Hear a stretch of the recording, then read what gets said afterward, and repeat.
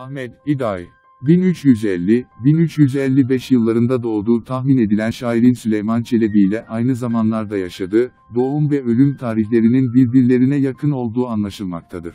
Germiyan bölgesi şairlerinden olan Ahmed İday, Türk edebiyatının önde gelen şairlerindendir. Ailesi ve yaşayışı hakkında bilgi bulunmayan şairin asıl adı Ahmed, mahlası ise Dai'dir. Çocukluk ve gençlik yıllarını Germiyanoğlu Süleyman Şah zamanında geçirmiştir. Sonra Yıldırım Bayezid'in Kütahya Valiliği ve Germiyan Bey'i 2. Yakup Bey zamanlarını yaşayan şair, ayrıca Emir Süleyman'ın hizmetinde bulunmuştur. Ahmed İday bundan sonra hep bu bölgeye vali olan Yıldırım Han'ın oğlu Emir Süleyman'ın yanında bulunmuştur. Cenk-name adlı eserini 1406 yılında bu şehzadeye sunan Ahmed İday, Emir Süleyman'ın şairi olarak da anılmıştır. II. Murad'ın saltanatının ilk yıllarında da yaşayan Ahmed İday, şiirlerinde ona bağlılığını bildirir ve onun için dua eder. Ahmed İday'nin İzmir oğlu Cüneyt Bey ile yaptığı mücadelede galip gelerek onu öldüren Hamza Beg için yazdığı Mersiye'den hareketle 1425 tarihlerinde olduğu söylenebilir. Bursa'da Dai'nin adını taşıyan bir mahalle ile bir cami ve hamamın bulunmasından orada olduğu ve mezarının Bursa'da bulunduğu söyleniyorsa da bu bilgi kesin değildir.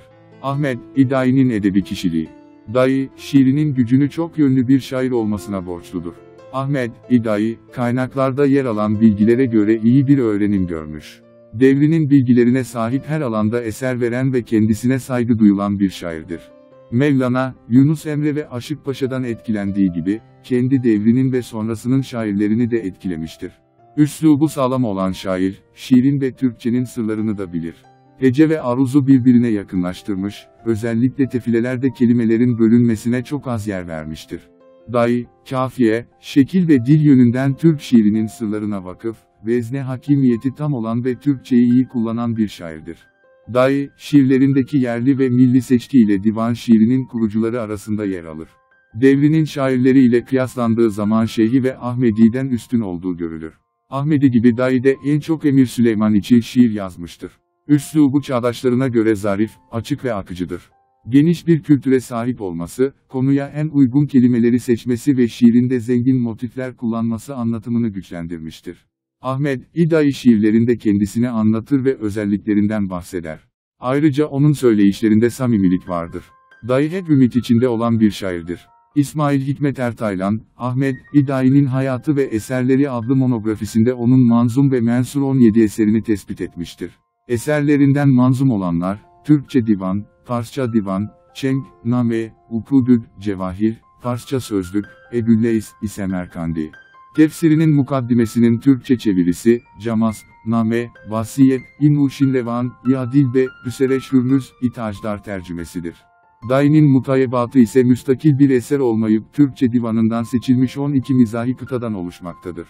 Eserleri: 1. Camas, Name, İran şairlerinden Nasirüddin, Bitusi'nin gizli ilimlerden bahseden, Yıldız, Name, türündeki 33 beyitlik Ayna adlı mesnevisinin genişletilmiş tercümesidir. Dai'nin bu eseri bugünkü bilgilere göre Camas, Name'nin Türkçe ilk tercümesidir. 2. Ukudül, Cevahir, şairini, Murad'ın şehzadeliği sırasında yazdığı Farsça manzum bir sözlüktür. 3. Vasiyet, İn-Uşin Levan, İadilbe, Hüsereş Hürmüz, İtajdar, 115 beyitlik didaktik bir eserdir. Mesnevi'nin başında yer alan 9 beyitlik mukaddime ile hatimedeki bir kısım beytin dışında kalan bölüm Farsçadan tercüme edilmiştir. Adaletiyle meşhur Nuşirevan'ın oğlu Hürmüz'e verdiği öğütlerden oluşan bu eser, aynı zamanda bir siyaset, name özelliğine de sahiptir. Dai'nin ayet, hadis ve atasözlerinden yararlandığı ve baştan sona cinaslarla ördüğü bu mesnevi, çocuklar muhatap alınarak yazılmış ilk nasihat, name kabul edilir. 4. Divan, 21 kaside, 6 tercih, ibend ve terkib, ibend ile 304'ü gazel olmak üzere toplam 331 şiir bulunan divandaki bazı gazeller 5 beytin altında kalan eksik şiirlerdir. Bu eksik şiirlerin sayısı 8'i bulur.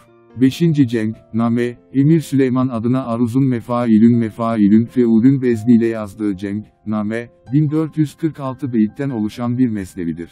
Sadece bir parçası farklı vezinle yazılan eser, Cenk'in 24 teli ve doğu musikisinin 24 makamından hareketle 24 bölüme ayrılmıştır. Dayı, İran şairlerinden Sadi'nin yaklaşık 70 beyit halinde işlediği konuyu, eserinde çok geniş bir şekilde ele almış ve Mevlana'nın, Yunus'un, Aşık Paşa'nın, Gülşehri'nin beyitlerine benzer beyitlere de yer vermiştir. Cenk, name, bir araya gelme, birlik, vahdet, konusunu işleyen tasavvufi ve sembolik bir eserdir. Eserde bir sembol olarak kullanılan cenk, insanı ve özellikle de aşığı temsil eder. Ahmet İdai'nin bir gazeli. Sen var iken Hüsn iline kimse sultan olmasın. Devran senindir çün bugün ayrıp kişihan olmasın. Candan azizsin sen bana canlar fide olsun sana. Sensin hayatım hasılı sensuz bana can olmasın. İncü düşünler ile bun genç isadettür iter. Kan içre gevher bitmesin lal ibedahşan olmasın.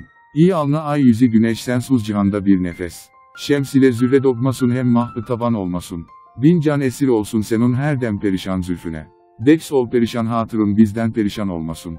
Gül yanagun cennet gülü ben karşısında bülbülü. Mulk ise her, han örtmesün hergiz gülistan olmasın. Korkaram olhuni gözün kasteyleye bir gün bana. Dayı ölürse gam deyülna, hak yire kan olmasın. Video umarım faydalı olmuştur. Abone olup destekleyebilir ve bizi bu tarz videoların devamı için teşvik etmiş olursunuz.